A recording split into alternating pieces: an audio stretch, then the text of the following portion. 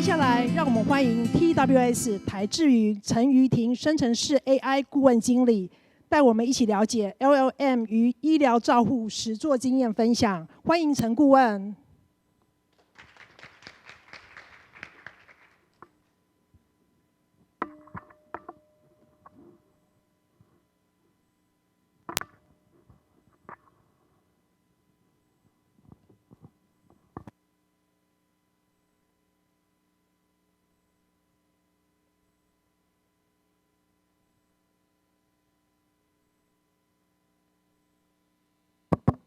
好，那各位长官贵宾大家好，那我今天要分享的题目是这个生成式 AI 与医疗照护经验的实作分享。好，那我们看到生成式 AI 在医疗保健领域的应用情境啊，我们这边可以分为制药、电子医疗器材跟医疗服务这边。好，那制药在制药这边，我们又分成药物开发、生产制造跟物流及供应链管理。好，那首先我们看一下药物开发这边。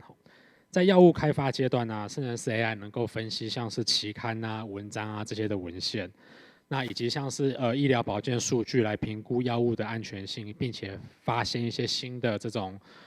候选的药物，那可以对这种临床实验结果进行预测以及风险的评估。那在制药这边的生产制造呢，生成式 AI 能够分析生产制造相关的一些数据，来辨识这些生产的这些瓶颈。而且可以预测这个生产的过程当中啊，是不是有一些设备的故障？那这样可以尽早采取这个因应的措施，那并且降低这个停工的风险。那像是药物这边制造好了以后，再是物流的供应链管理。好，那甚至是 AI 这边能够预估原物料跟产品的这个供应的状况，那来降低这个库存过剩或者是缺货的这个风险。那接着我们看一下这个电子医疗器材的部分。那生成式 AI 可以在这个软体开发这边做一个协助。好，那比如说它可以在这个帮你写程式码，或者是帮你除错，那帮你解释程式码这些的。好，那它可以自动产生各式各样的模拟情境跟案例，那来自动生成产品开发需要的各种的文件啊，或者是记录啊。那减少这个产品开发以及这个管理的这个成本。再来是产品开发好之后啊，它的销售跟客户服务这边，那生成式 AI 这边它是可以去做一个网络的爬虫的，可以去分析不管是各大网站啊，或者是一些社群啊，去做这个舆情的分析。那对这个产品的开发以及它的优缺点去做改善，来提升这个竞争力。再来我们看到的是这个医疗服务的医疗照护这边哈，那甚至是 AI 这边能够根据这个自动生成这个临床所需要的文档，那包括这个诊断的报告啊，或者是说这个生成医生的这个问诊的病历报告，那来个减轻这个医护人员的这个负担。好，还有再来就是像是卫教资讯，那它能够做一个像是院内的这种线上客服，那依照院方提供的这个卫教知识作为回答的依据，那能够跟这个病患做互动。好，再来是像是医疗的洞察，那我们用这种预测型的生成式 AI，Predictive Gen AI 来做生理资讯的数值，它是一种像是一个可以尝试的题目。好，那我们等一下会介绍一下台智云这边用 Predictive Gen AI 做这种能源产业这种电耗预测的概念，那并且后续我们会提供这种免费的额度给在座有兴趣的贵宾，那来做一个使用。好，那我们先看一下这个医疗照护这个智慧转型这边哈。那甚至是 AI 改变了这种医疗照护的工作方式，让来减省了传统的人工的这个记录模式。那大幅提升像是工作效率，比如说很快速的帮助的做好这个会议记录啊，或者是一些需要的一些存取的资讯。那医护人员也可以透过生成式 AI 的技术，做出更准确的决策跟诊断。那可以这样子的话，可以提升这个病患的这个就医体验。那目前可以运用在这个医生的这个问诊啊、护理的语音记录。比如说住院病历的撰写啊，专业检查报告的输出。那根据这个中国医药大学附设医院统计，那透过 AI 来撰写这个病历，可以大幅的降低这个医护人员大概75%写病历的这个时间。好，那如果医护人员省下这个时间之后啊，就更有时间可以去关心这个病患嘛。那而且可以降低医护人员不管是手写啊，或者是打字这边发生的一个错误。好。那我们来看一下哈，比如说可以利用像台智云这边有做这个语言模型的繁中的优化，那我们可以利用像是现在这种 FFN 的 Mistral 这类的生成式 AI， 将语音转成文字的这种文字档，在几秒之内就可以自动化的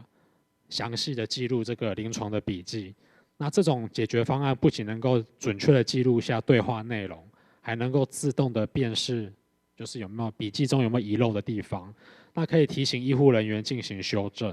好，那所以像是这种运用生成式 AI， 医疗机构可以建立一套智能化的解决方案，它可以从医患的对话中自动提取跟整理重要的医疗资讯，那可以大幅减轻医护人员的这种行政负担，那可以提高工作效率。那也可以让医护人员有更多的时间跟精力投入到这个临床的照护工作当中，那为病患提供更优质的服务。那很快的，我们就来介绍一下刚刚提到这些概念的这种实际的应用例子。那首先，我们先看一下这个医疗照护这种病患的这种报告格式。那我们看一下这个流程，这个流程主要是就是医生在问诊的时候。那怎么样在这个问诊结束就很快的产生这个正式报告？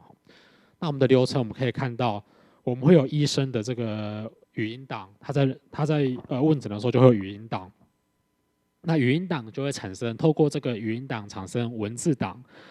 那我们把这个文字档上面的时间戳记移除掉之后，透过一种格式化的指令，请大语言模型产生一个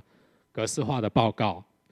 那再经过院方的这个 A 卷，这个 A 卷是什么呢？比如说这个格式化的报告出来之后，有可能会加上这个病患的姓名、身份证字号、性别、年龄，以及有可能会加上院方的这个浮水印。那这些资讯 combine 在一起之后，就会产生一个正式的报告。那这个概念呢，可以在这个语音转文字这一部分，那我知道很多院方其实都已经有这种系统了。那可以就原有的系统直接再搭配语言模型，就可以做到这种产生正式报告的这种格式的一个记录。好，那如果没有，其实也可以参考，其实我们也是有提供这样的服务，可以参考这样子的一个流程图。我们透过一个语音辨识系统，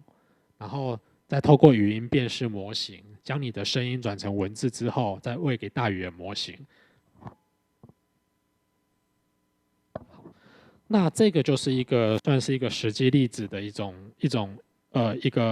一个格式。好，那左边这种上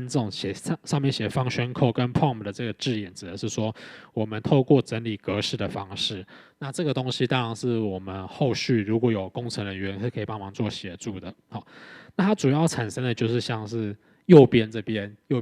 比如说它会产生就是重点的摘要的列出，比如说你的手术目的啊，你有什么内视镜的器材啊，那你的术前药物啊，以及的检查结果这些的。那我们透过医生问诊产生出这样的报告的时候啊，我们就可以很快速的提醒医生说，你有没有什么资讯你未提供？你这个报告交出去，你还有资讯未提供，你是不是要补上这些资讯？好。那报告的格式会长什么样子呢？就像现在这个右边这样，它是一个报告院方制式的报告格式。那下面当然会有像是一些医生的姓名啊这些的。好，那透过我们是以终为始，就是依照院方需要的格式，那我们去设计这整个的逻辑需要带哪些资讯进来。好，那透过这个解决方案，其实可以加速就是让医生在问诊的过程当中，其实很快他问诊结束，那报告就自动产出了。那报告产出的时候，也可以帮忙检查。产出前在交出去之前，也可以检查说有什么资讯是遗漏的、没有填写的。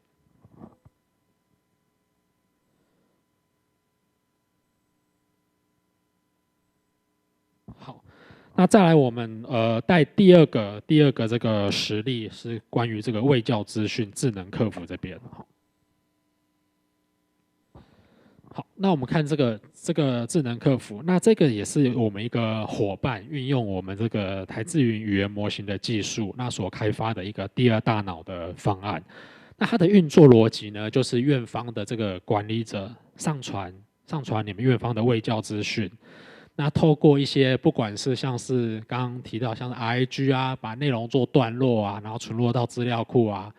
那接着会有使用者。我们看紫色这条线，使用者这边就会透过院方像是网页的右方就会有一个像是智能客服的对话视窗，那透过病患的问题去寻找院内提供的这些卫教的资讯，那去做比对之后找到最适的答案，再回图给这个使用者，回图给这个病患。好。那我们看到的话，这个其实就是一些使用者的就是一些后台设定的一个管理操作界面。那透过这个界面，其实很快我们整个过程都是 no code， 都不需要写任何程式，就可以打造一个院方的一个像是智能客服啊、智能小帮手。那我们等一下在这边我们会做一个影片的展示。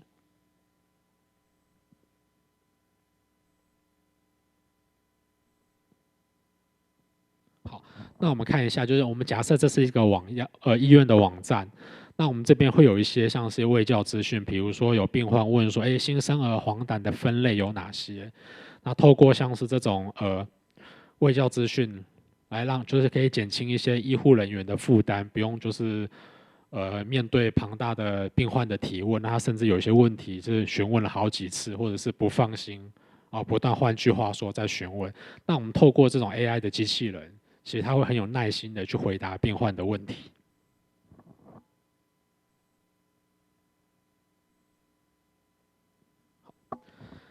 在第三个应用情境呢，是我们的一个预测的生成式 AI。那我们来看一下，为什么我们要用生成式 AI 做预测？因为传统的预测，它有哪些痛点呢？第一个，你需要资料科学家，而资料科学家很贵，其实它需要一个大企业才请得起。在你有预测题目之后，接下来你会遇到这个演算法的选择，因为不同的资料、不同的类型，它适用的演算法也不相同。那再来，你需要大量的标记数据，比如说什么？比如说有时候我们在百货公司走过去的时候，你会发现有一个荧幕标记你的眼睛啊、你的嘴巴啊，或者是说像是一个场景有标记车子啊、红绿灯啊这些都需要大量的数据图片去做标记。那这个也是很需要人力、很费工的再有一些资料你想预测，可是它是非结构，或者是数据维度太广，可能0到1，或者是-100到10000这样子。那其实光你要整理这些数据，哪些数据要分析都不太容易。再来就是特征工程，其实常常大家要分析一件事情的时候，要抓这个特征，其实在公司的内部。哪些数据、哪些资料要被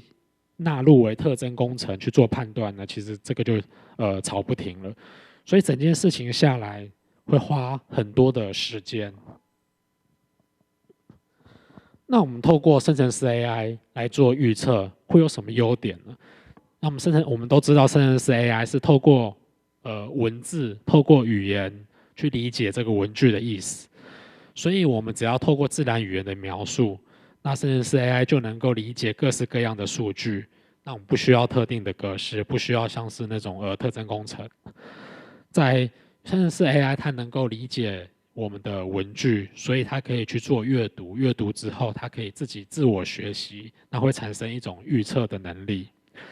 那而且它透过语言的描述呢，其实我们不一定要结构化资料，它可以是半结构、非结构。像是一些 log、一些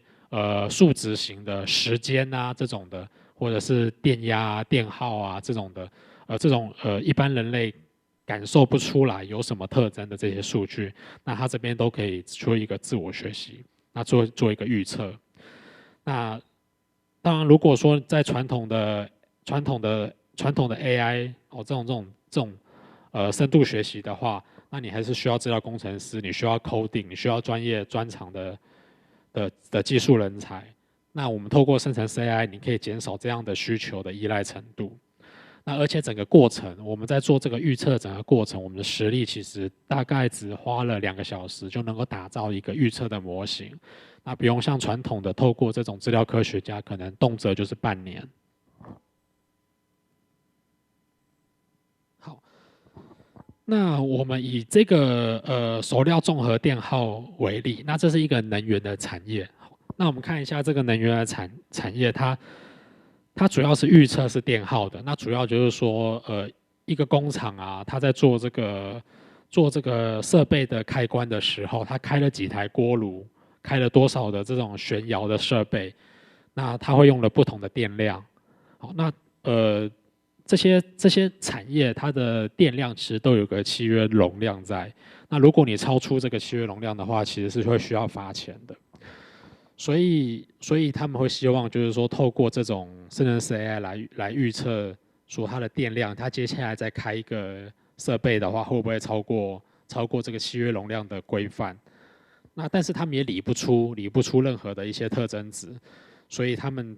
所以这个例子就是我们用生成式 AI 来做这个电耗的预测。那我这边先做左边这个图，做这个流程的介绍。那这整个流程呢，比如说，这个能源产业要先对这些采矿，并且分类原料，然后再对这些分类好的原料进行适当比例的配料、研磨，然后再透过旋窑烧成熟料，然后再把这些熟料添加物，然后再磨至标准细度，就可以完成成品。那这个成品就是我们都知道的水泥。好，那可能大家会有疑问，就是说，那其实这些设备啊都有 sensor 就可以感应到电耗了，那为什么还要做这种生成式 AI？ 那最重要的关键就是，当你 sensor 感应到的时候，其实你的电量已经发生了一超标了，其实就是要罚钱了。所以他希望透过预测的方式，在发生这个超标之前，先做一个预警、告警的机制。好，那我们可以看到这个整个流程电耗的影响因素，我们看一下它影响因素有可能会有这种煤膜的电量啊、生料膜、预热机的电量啊这些的。好，那它这些特征值呢，它这个案例总共有62个特征值。那我们列举这个四个特征值，像是这种第一种它平常很平顺，但是偶尔会瞬间的上升。那第二种是它平常平顺的，可是可能会有一段时间会中断。那第三种看起来它是有一种就是周期性的变动。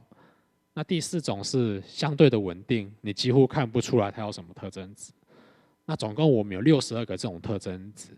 那这62个值其实你要去厘清哪一些对电耗有影响，要筛选出关键的因素，其实都很困难。所以我们就把这62个特征值透过透过自然语言的描述，让大语言模型生成式 AI 去预测这些电耗的电量。好，那我们就看到我们的描述方式，就是我们会跟他讲说比如说现在是几月几号，那我们的什么设备现在的电量是多少？那它现在的状态是什么？它有可能是平顺的，有可能是突然是关机的，或者是突然有个高峰，突然有个高峰期。好，那我们设定了62个设备的这个值之后，那也对它的每一个状态有所描述。那这个案例呢，我们是有473笔资料，那总共有62个特征值。好，那我们做出来的预测的结果，我们的 MAE， 那这边补充一下 ，MAE 它是越低越好。那我们跟这个能源产业他们自己的现有 AI 1.0的方法去做预测，我们比他们预测出来的数值还要好了33%，还要好了33%。那这表示说，其实我们是可以透过这样子又快又省时又不需要资料科学家的方法来做一个预测。好，那这个Prediction AI， 我们刚刚提到了，我们这边台资云这边有在这个能源产业做预测。那我们也想要在这个生理资讯生理资讯的数值做预测，所以我们觉得说用这个预测型的生成式 AI Prediction AI 做生理资讯的预测是一个可以尝试的题目。那我们这边会提供3个名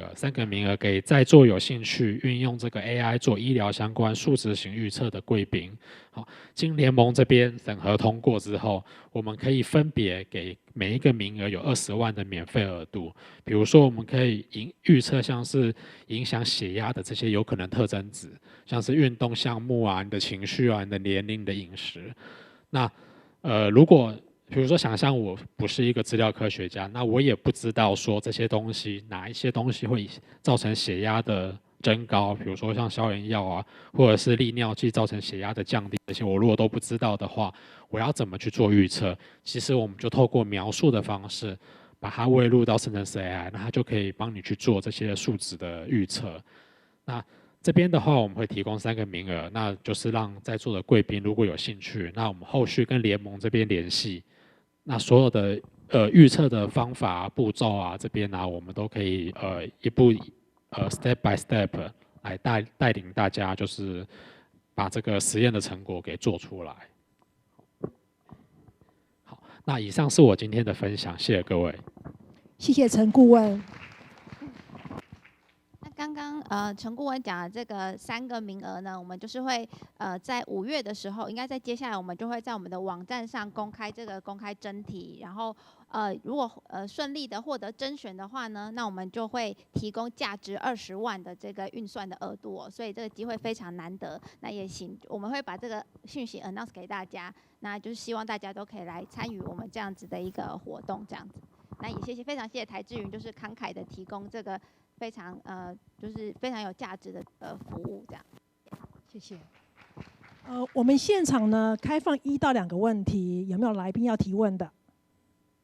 这是很难得的机会哦，请大家踊跃提问。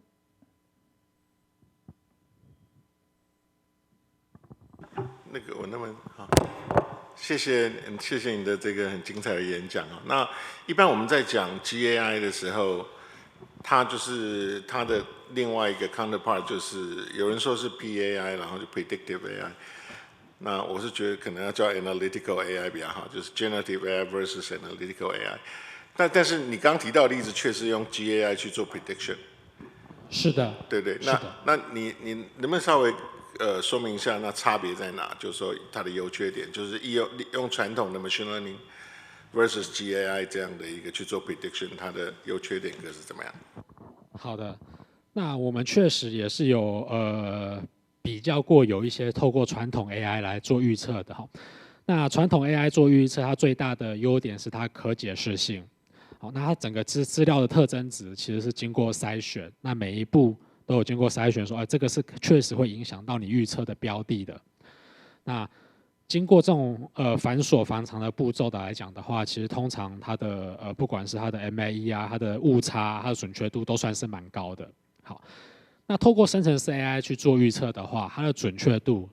可能会没有传统 AI 那么的准。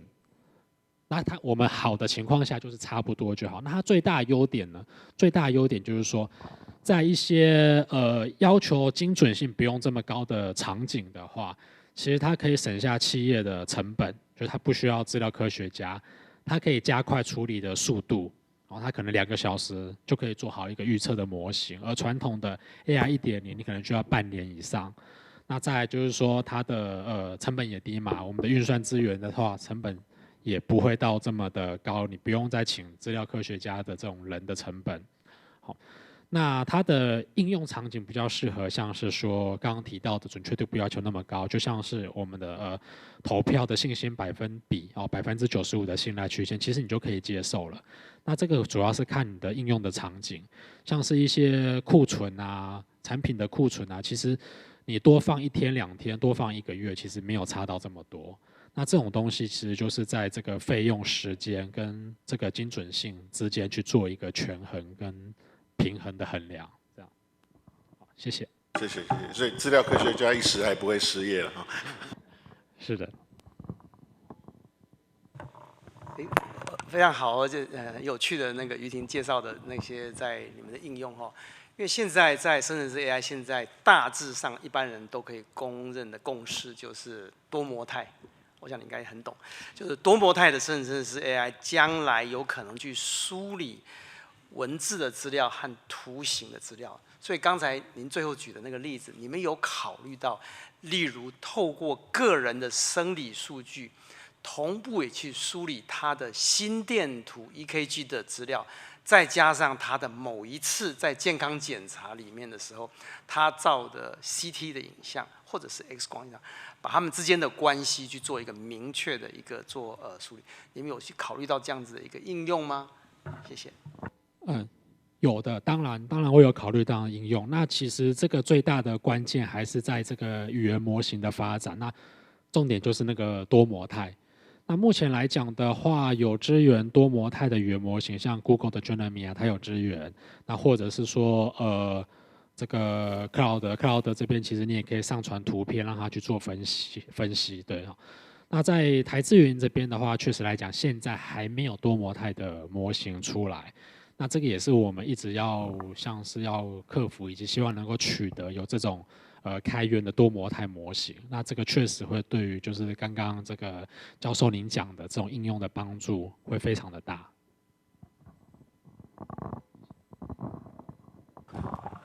谢谢华硕提供这样服务了哈，那也是一个新的应用。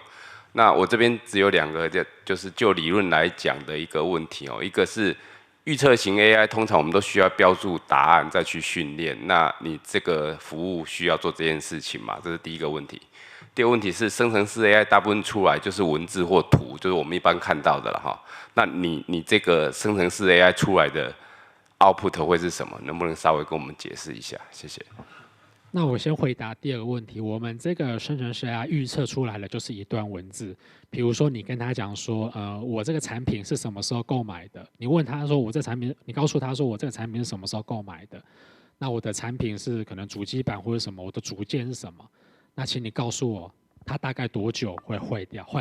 者它的生命周期会多少？会是几个月？那生成式 AI 就会回你说，那大概再过19个月它会坏掉。它回吐的是一个文字。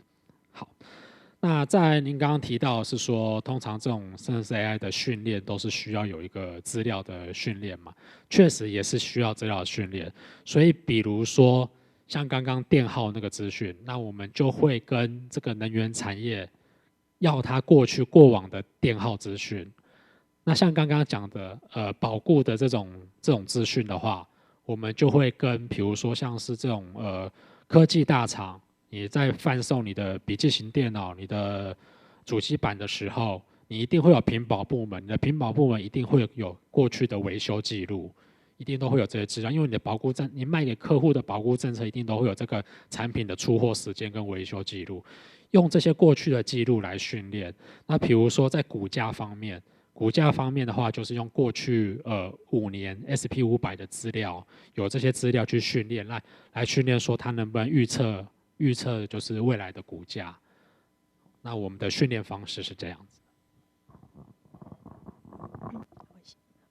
谢谢陈顾问。那因为时间的关系，如果大家对于就是台智云这边有其他的相关的问题想要请教的话呢，我们会后有一个20分钟的交流互动的时间。那到时候欢迎大家自由的互动交流 ，OK？ 陈顾问先留步一下，我们要有请我们计划主持人李友专理教授上台颁发我们的感谢状，谢谢。